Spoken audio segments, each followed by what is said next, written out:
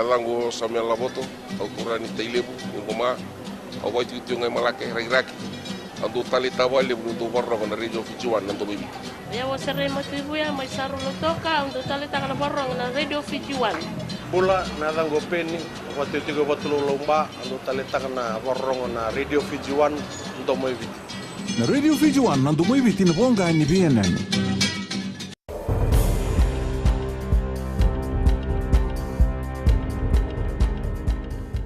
Ni sambulu binaka se koengo na pakaleleka ni nonde tukutuku na mbungende ndai e marauta California me Amerika mena bitoko ni bebiti e na bugu ni kana wali na beka ya kota mai na bebe saunin raki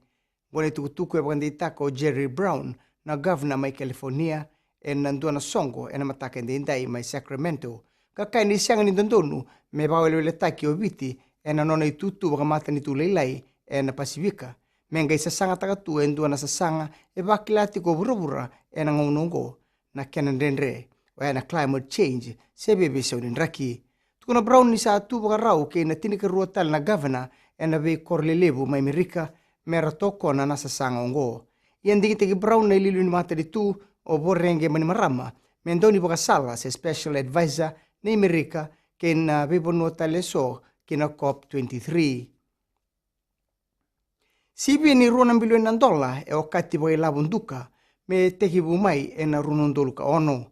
E wakati tako ayaset kayum na minista angaraba na ilabu na mata nitu ningo e ndua na tumbulevu kina mata nitu kasasanga tiko baka ngumatua e na ngonongo me taukena e sona matangali misini baka ongo. E rao ni walia na kena baka edhuri na takadaka baka mutmuto ka wakati boy labunduka. Kona beka e tukuna na ngauna e sebu takikina na misini ni tambani ni somi baka watokai na vet monitoring system la kubata ki na runa online portals membaleta ni tukutuku ni liunu banua siya customer service and information e kai ni kena bakanduri na matangali sa sanga bakango e na laurai kina na takataka bakandondonu kasi ang atali ni rawa mena laurai endua na ilabunduka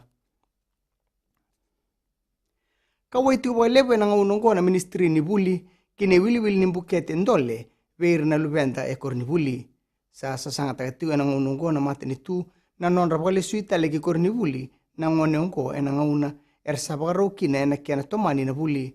rautani dono dolu banan rau 5 sanga buluka on na wili tau doko ni bukete ndole e na mbaksa oti kai wili lebu e na nonda bonua ina ministry ni buli e bina kata me bukeir na ngone onko tukono cho seba koribueta na bunu bola tundei e na ministry ngaraba na bulu raramba ni nandau maka ke rabebu ke na be tambana duindui eso ena ke na wali na lenga mai na ke na ndau be talno taki baka wasuma ena I wili tau doko ni basulawa doko ki na ngoni bule na baksa oti e toka ena ono nondolu ono nanrau rua sanga buluka ono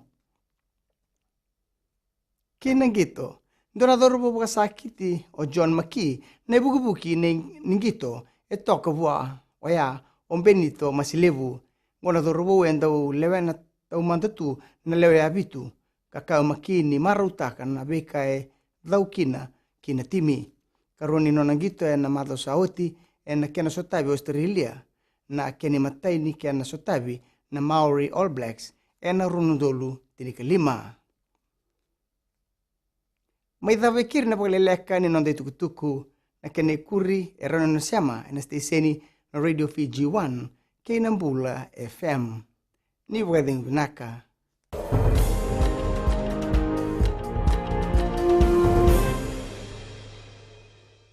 koromurlemu do aleke na station na Bula FM do aleke alanga na yawa na isala bilaw Bula FM namba 2 na serre Dadang ko pinesiwa bo ang ano ni bukatile do tal takawali na warong ng Bula FM go singa toka Bula FM namba 2 na serre Bula FM namba 2 na serre